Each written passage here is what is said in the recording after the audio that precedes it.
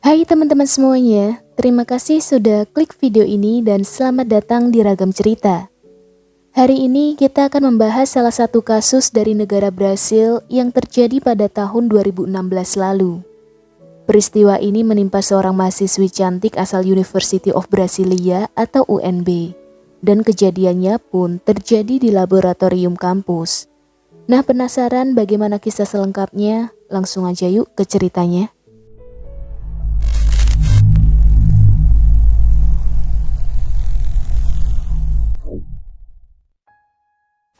Hari Kamis, tanggal 10 Maret tahun 2016 merupakan hari naas bagi seorang wanita cantik bernama Luis Maria da Silva Ribeiro.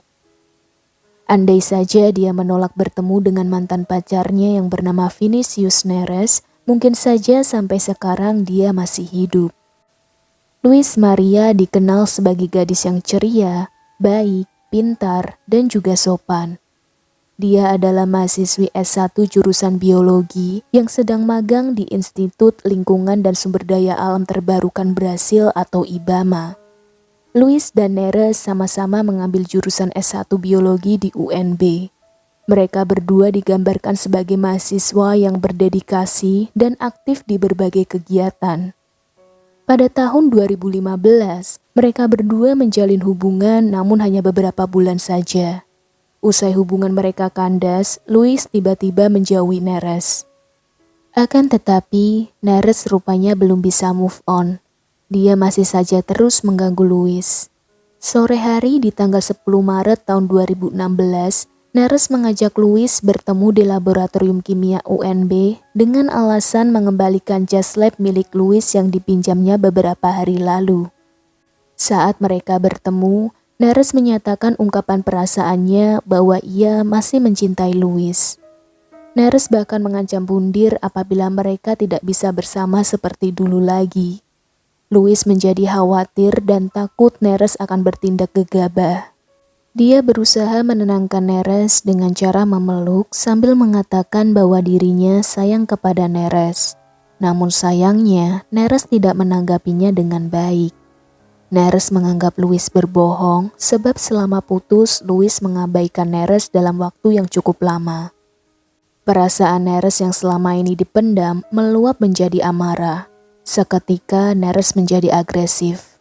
Dia memiting Luis lalu membekap wajahnya dengan kain yang sudah dibasahi oleh cairan kimia kloroform. Beberapa detik kemudian, Luis tak sadarkan diri. Setelah itu, Neres mengikat tubuh Luis di kursi sambil menunggu dia sadar. Saat Luis membuka mata, Neres melakukan aksi yang lebih gila lagi. Dia memaksa Luis menelan 200 ml cairan kloroform hingga membuat hidung Luis berdarah. Seperti yang bisa kalian tebak, tidak berapa lama Luis tewas di tempat. Mengetahui hal itu, Neres sama sekali tidak panik. Dia tetap tenang dan pintar mengendalikan diri. Dia keluar laboratorium sebentar mencari tempat yang tepat untuk membuang tubuh Luis.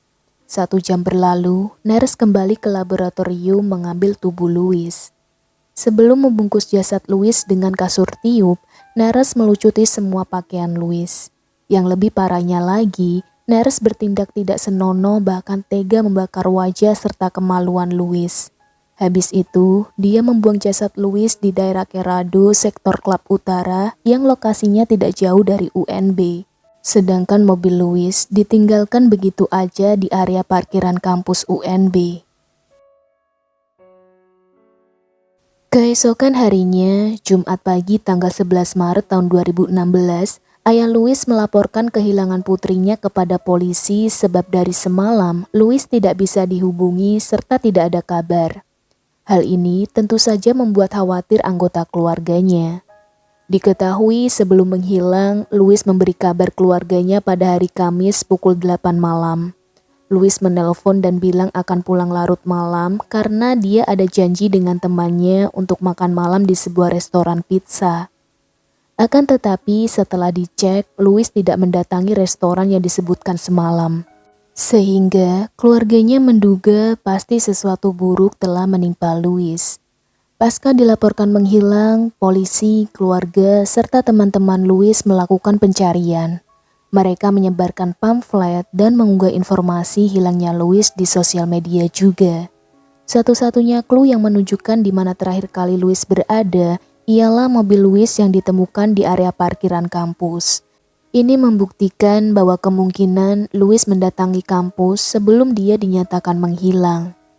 Beberapa teman-teman Louis dan dosen mencurigai Neres, sebab seminggu sebelum kejadian, Neres meminjam kunci laboratorium dengan alasan akan melakukan percobaan terhadap bahan kimia fotosensitif, sehingga dia harus menutup ruangan termasuk jendela. Neres juga memperingati teman-teman sekelasnya untuk tidak memasuki ruangan laboratorium pada tanggal 10 Maret antara jam 8 hingga 9 malam. Berdasarkan keterangan itulah, Neres diinterogasi oleh pihak kepolisian. Di hadapan polisi, Neres mengakui semua perbuatannya tanpa ada perasaan menyesal sedikit pun. Menurut Kapten PM George, Neres nampaknya mengalami gangguan psikologis karena dia sangat tenang saat mengakui perbuatannya, bahkan beberapa kali dia nampak tersenyum puas. Neres kemudian dijadikan tersangka, lalu ditahan dan harus diadili karena femicide, yaitu pembunuhan disengaja yang dilakukan terhadap wanita serta menyembunyikan jasad korbannya. Menurut polisi, kejahatan tersebut mungkin sudah direncanakan, sebab terdapat indikasi bahwa Neres sudah memiliki zat kimia yang digunakan sebagai alat pelenyapan dari sebulan sebelum kejadian. Sidang kasus pembunuhan Louis digelar pada tanggal 3 April tahun 2017. Pengacara Neres berpendapat bahwa Neres bukanlah orang berdarah dingin tetapi hanya bertindak tidak rasional. Neres mengaku bertindak impulsif setelah menyadari kalau Louis memeluk dirinya dengan rasa belas kasihan bukan karena rasa sayang. Akibat perbuatannya, Neres kemudian dijatuhi hukuman selama 25 tahun penjara. Namun, hukuman tersebut dikurangi menjadi 23 tahun dan 10 hari karena dia telah mengaku bersalah dan usianya terbilang muda pada saat melakukan pembunuhan. 3 hari usai Louis ditemukan meninggal, beberapa mahasiswa dan guru besar University of Brasilia atau UNB memberikan penghormatan kepada Louis, mahasiswi yang terbunuh di wilayah universitas tersebut. Di tengah-tengah acara berlangsung, ayah Louis menceritakan bahwa putrinya dari dulu memimpikan untuk bisa kuliah di UNB. Bahkan saat keluarga Louis baru saja pindah ke USA, Louis bilang dia ingin mengikuti ujian masuk di UNB dan berhasil diterima. Tetapi sayangnya, belum juga menamatkan kuliah, putrinya sudah terlebih dahulu meninggal di tempat ia menimba ilmu. Dekan UNB Ivan Marquez de Toledo menjamin bahwa kekerasan terhadap perempuan tidak akan terulang kembali di kawasan kampus. Dia mengatakan kalau UNB tidak akan terintimidasi oleh kekerasan seperti kasus yang menimpa Louis lagi. Toledo juga meminta agar setiap kelas dalam 1 minggu sekali mengadakan doa bersama untuk mengenang Louis. Dalam rangka menghormati mendiang Louis, mereka menanam pohon IP merah muda di Taman Pusat Institut Biologi. Warna tersebut dipilih untuk mengenang Louis yang sangat menyukai warna merah muda. Sang ibu yang bernama Sandra Batista da Silva ikut membantu menanam pohon IP sebagai simbol mengenang putrinya. Acara itu kemudian ditutup dengan ronde perbincangan tentang femicide dan keamanan di UNB. Sebenarnya, kasus serupa yang menimpa mahasiswi UNB pernah terjadi juga pada bulan Juli tahun 1987 silam. Mahasiswi itu bernama Thais Muniz Mendonca, berusia 19 tahun. Kala itu setelah dia meninggalkan kelas, diketahui dia tidak pulang ke rumah. 2 hari kemudian, jasad wanita tersebut ditemukan oleh petugas pemadam kebakaran di area semak-semak dekat Jalan 415 Norte. Mendonca ditemukan dengan keadaan yang sangat mengenaskan, yang mana terdapat 19 tusukan di bagian leher dan tembakan di kepala. Pelaku pembunuhan itu adalah mantan pacarnya sendiri, yaitu Marcelo Duarte Bauer. Beberapa jam setelah membunuh pacarnya, Marcelo meninggalkan negara Brasil dan ditemukan 13 tahun kemudian di negara Denmark. Saat itu, dia ditangkap oleh Interpol yang mana dia ditahan hanya selama 8 bulan saja. Kementerian Kehakiman Brasil meminta pemerintah Denmark agar Marcelo diekstradisi.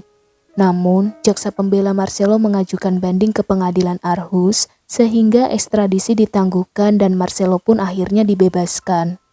Rupanya, Marcelo adalah anak seorang kolonel yang pada saat itu bekerja di Badan Intelijen Polisi Militer Distrik Federal. Menurut penyidik, ayah Marcelo telah merencanakan pelarian putranya dengan bantuan rekan-rekan dari perusahaan serta para tentara.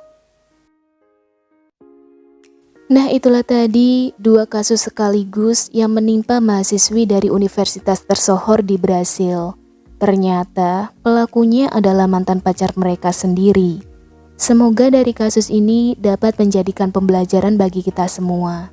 Terima kasih buat kalian yang masih stay di menit terakhir. Oh ya, jangan lupa tulis pendapat kalian di kolom komentar seperti biasa ya. Akhir kata, minal aizin wal faizin, mohon maaf lahir dan batin ya teman-teman semua. Sampai jumpa di cerita selanjutnya. Have a nice day and see you.